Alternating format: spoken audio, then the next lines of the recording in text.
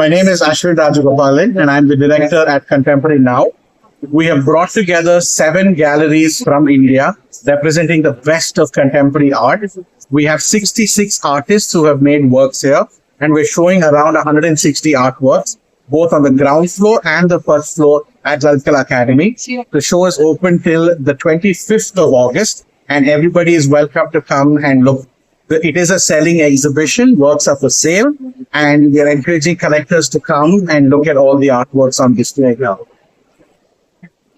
So we have certain senior contemporary artists like Atul Dodia, Anju Dodia, Gigi Skaria, and Jitish Kala. We also have a lot of emerging artists here in the show, but it is interesting that you can come and see programs of galleries like Chemold, Badera, Experiment, Chatterjee and Lal, and see what they do in Bombay and Delhi, but you can now see it here in Chennai for the next 20 days. Thank